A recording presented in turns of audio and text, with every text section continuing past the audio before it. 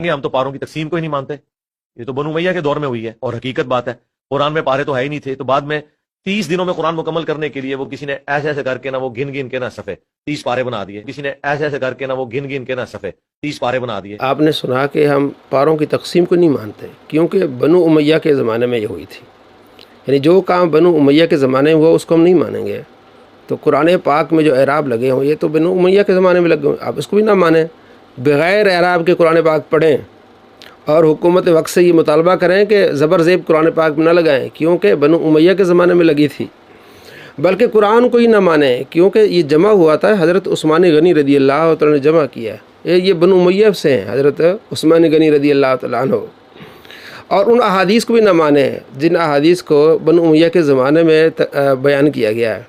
बल्कि अब खाना काबा को ही ना माने क्योंकि बनु उमैया के दौर में खाना काबा की तामीर हुई है कुरैश वाले तरीके से, क्योंकि आप सल्लल्लाहु तआला अलैहि वसल्लम ने फरमाया था कि ए आयशा रदी अल्लाह तआला अन्हा, मेरी ख्वाहिश है कि इस जो हिस्सा रहता है इसको मैं इस खाना काबा में शामिल करूं। लेकिन चूँकि नए नए लोग मुसलमान हुए तो आप अलैहिस्सलाम ने कुरैश वाले ही जिस तरह कुरैश ने बनाया था खाना काबा को इस तरह आपने रखा।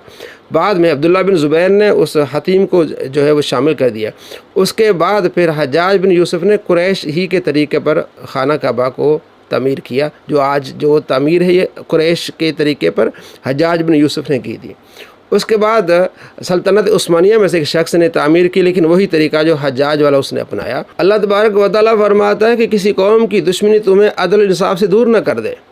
तो अदल इंसाफ यही है कि उनके अच्छे काम को सराहा जाए, उनके बुरे काम पर तनकीद की जाए।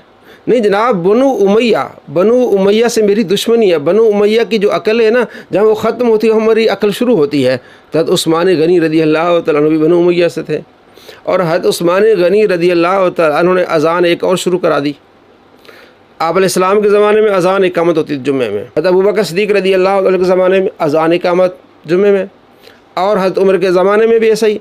हज़रत उस्मान गनी रदी अल्लाह तआला ने और अज़ान का इजाफ़ा किया। अब आप अज़ान भी छोड़ दें जुम्मे में, सिर्फ एक अज़ान और एक इकामत नहीं। हम उस्मान गनी और उमर बिन अब्दुल अज़ीज़ को बनु उमैया से ऐसे निकालते हैं जैसे हज़रत मूसा अलैहिस्सलाम को आले फ़िरौन से निकालते हैं। एक और कहानी तरीका वारदात ही है कि बनु उमैया को छुपाने के लिए फ्रंट पे ना हजरत उस्मान और उमर बिन अब्दुल अजीज को ले आते हैं।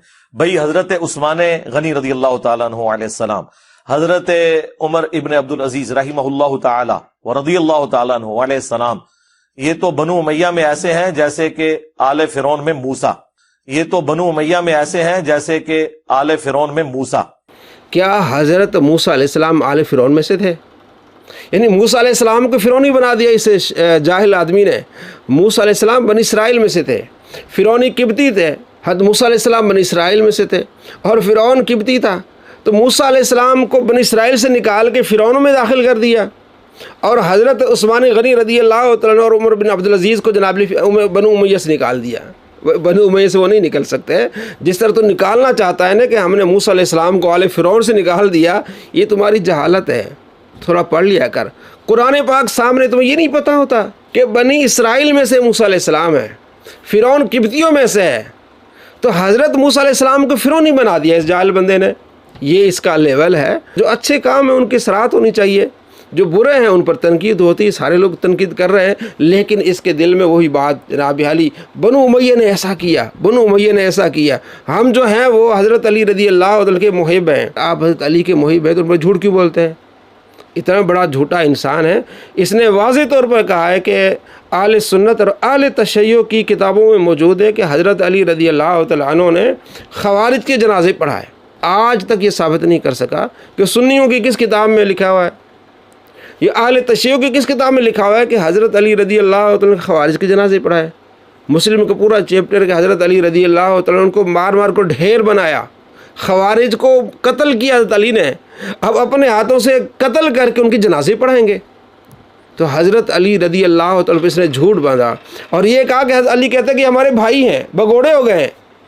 तो हज़रत अली ख़वारिज को भाई कह रहे हैं, जिनको नबी सल्लल्लाहु तआला अलैहि वसल्लम कह रहे हैं कि जहन्नम के कुत्ते हैं। तो जहन्नम के कुत्तों के हज़रत अली के साथ मिला दिया। कितनी बड़ी गुस्ताखी कर दी इसने, कितना बड़ा झूठ बोला हज़रत अली पर कि ख़वारिज के जनाजे पढ़ाते थे।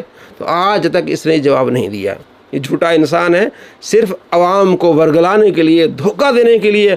मैं अहले बैत से मोहब्बत करता हूँ, जो अहले बैत से मोहब्बत करते हैं, मौला अली से मोहब्बत करते हैं, उनके औलाद से मोहब्बत करते हैं, उनकी नस्ल से मोहब्बत करते हैं। अब्दुल्ला शाह गाजी के बारे में किस तरह घटिया ज़बान इस्तेमाल करता है कि जनाब अली वो अपने पेशाब को नहीं रोक सकते। ये कहते हैं जनाब अली उन्होंने समंदर को रोका हुआ है, कि अब्दुल्ला गाजी रहमतुल्लाह अलैह कहा कि मैंने समंदर को रोका हुआ है। लोगों ने ये कहा कि अब्दुल्ला शाह गाजी रहमतुल्लाह अलैह के मज़ार इसलिए कभी कराची नहीं डूबेगा। लोगों का ये कहना था। इसने कहा जनाब अली लोग ये कहते हैं कि अब्दुल्ला शाह गाजी है तो जो है वो जनाब उन्होंने समंदर को रोका हुआ है, आदमी पेशाब को नहीं रोक सकता तो उन्होंने समंदर को कैसे रोका हुआ है। यानी कि हज़रत अली रज़ी अल्लाह तआला अन्हु की औलाद की गुस्ताखी, मौला अली का गुस्ताख और औलाद अली का गुस्ताख, ये है ही गुस्ताख। ये तो कुरान का गुस्ताख है, नबी अलैहिस्सलाम का गुस्ताख है। तो ये अपने आप को मनवाने के लिए और लोगों को धोखे में डालने के लिए इस तरह की बातें करता है। अब ये 30 सिपारों को नहीं मानता। जनाब अली ऐलान करें कि ज़बर ज़ेर को भी मैं नहीं मानता, बग़ैर ज़बर ज़ेर के जो है कुरान पाक को छापा जाए, चूँकि ज़बर ज़ेर तो बनु उमय्या के ज़माने में लगी थी, लग पता जाएगा।